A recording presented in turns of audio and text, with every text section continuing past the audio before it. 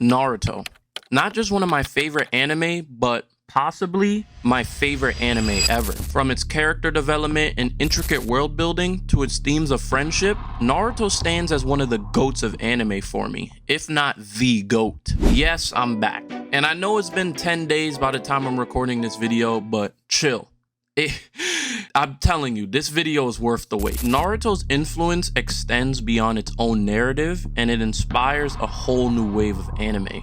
Among these new anime, My Hero Academia shines the most in my eyes. Even if you were to compare it to the other animes that Naruto has inspired, like Black Clover or Soul Eater, I think it would be pretty much unanimously agreed that My Hero is the best out of all of them, for a multitude of reasons we're not going to get into. Soul Eater sucks, by the way. Because of this, there's always been a lingering question in the back of my mind of how much Naruto has really inspired anime like My Hero. So I decided to do my own research, and contrary to popular belief, My Hero might not be as inspired by Naruto as people say it is. To be more specific and put my own odd and spin on it, you guys have been lied to. We could start with ground one. If you're familiar with Naruto, then you're obviously aware of the concept of chakra, being just energy points encompassing our body, and can be enhanced and manipulated through many means, with the best way being obviously training. One of Kishimoto's strengths as a writer is how he displays chakra and how it fuels character technique, tying directly to character traits and dynamics being used. For example, let's use the moment that Itachi puts Kakashi into Tsukuyomi.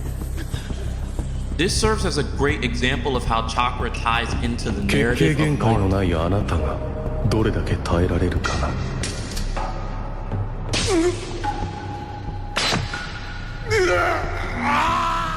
Contextually, up to this time, we'd only known Itachi as a traitor to the Leaf, an individual who had betrayed his own family and clan for the sake of just being evil. And with all this hype building up, this moment was an amazing hype reveal because it changes our understanding of Itachi as a character and adds extra layers to his motivations and actions. It also reaffirms why other characters in Naruto are so fearful and respectful of him. This type of storytelling not only surprises the audience, but also enriches the narrative by challenging our perceptions and revealing how complex these characters' motivations are.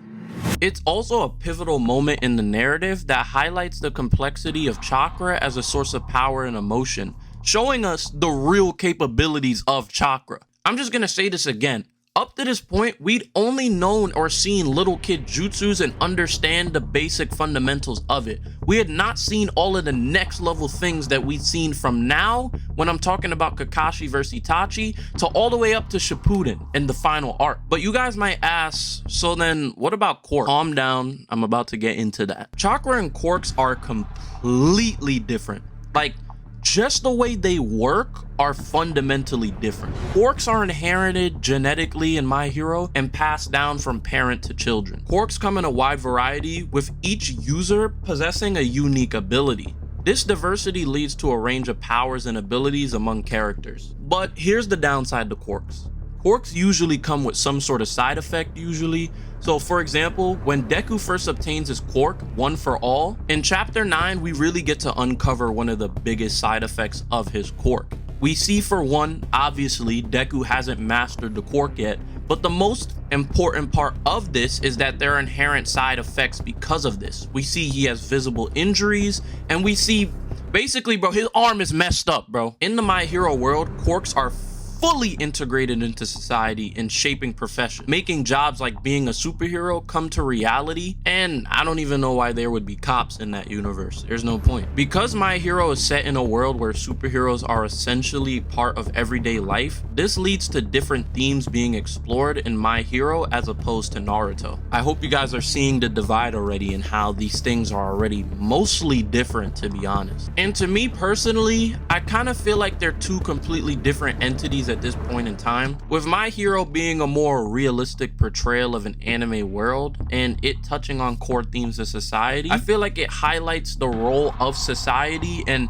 how it shapes people's lives through the idea of superheroes, but also the expectation, how every day you go out and you have to fight for the people and deliver. Deku in particular is a great example of this. He carries the weight of living up to the expectations of his mentor All Might, while Naruto is a character who has to live up to the expectations of his own admission. To simplify, Deku aims to be the next All Might, while Naruto's goal is to be the Hokage. That in itself should already differentiate the two. Let's skip to chapter 119 of My Hero, where Deku is fighting against Bakugo, his best friend, and their rivalry has been established since the beginning of the show, with Deku being painted as the likable underdog and Bakugo as the aggressive, less sympathetic character. For context, Bakugo bullied Deku when they grew up with each other in middle school, with Bakugo harboring a lot of resentment towards Deku for his perceived inferiority. Besides this though, Deku shows his respect for Bakugo's strength and determination,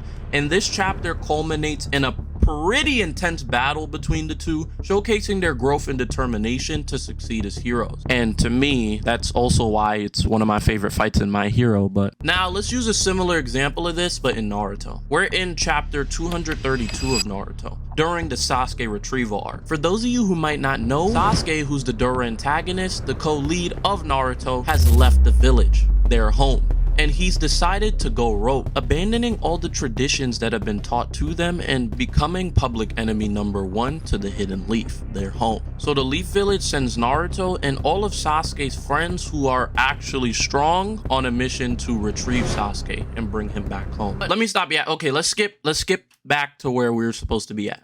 So Naruto confronts Sasuke in this chapter at the Valley of the End. Their friendship is tested as Sasuke reveals he has a desire to leave the village to go seek power.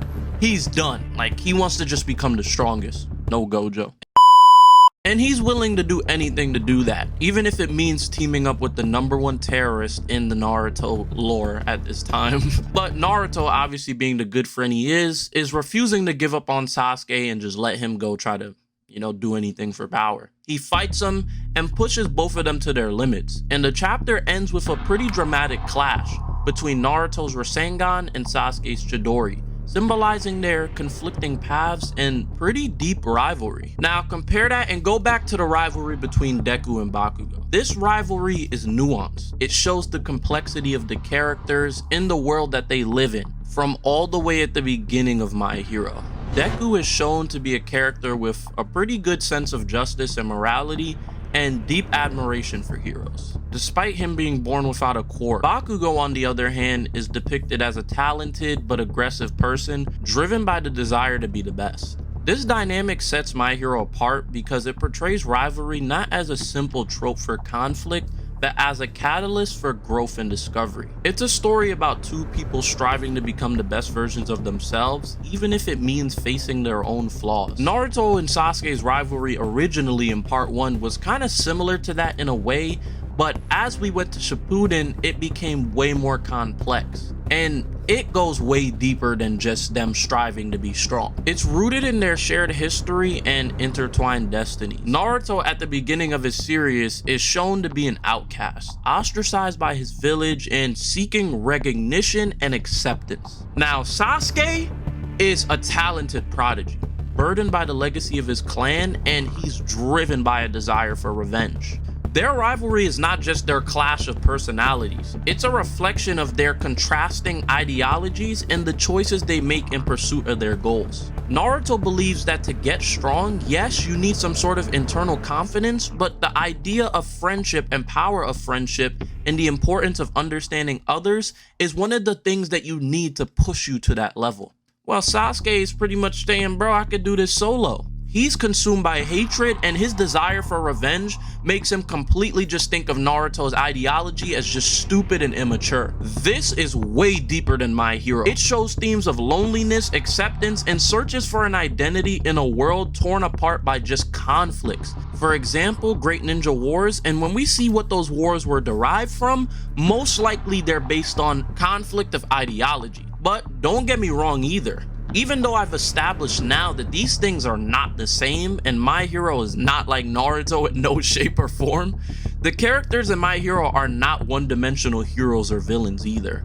They grapple with their own personal struggles, moral dilemmas, and the complexity of heroism. When I look at the beginning of My Hero and I see the characters like Deku, Bakugo, and Todoroki and compare them to where they are now, I can agree they've undergone significant growth and development throughout the series, making them relatable and compelling to audiences. But I'm not gonna be ignorant either. My Hero's not afraid to tackle emotional and heavy topics, such as loss, trauma, and the consequences of someone's actions in its own way. The main example of that is the Dark Deku arc and how it completely revolutionizes everything. It changes everything about Deku and our understanding of him, and it shows that even the happiest go-lucky people can become the darkest, meanest people we've ever seen in the span of like a week. But yeah, I mean, you can see a lot of the differences between My Hero and Naruto at this point.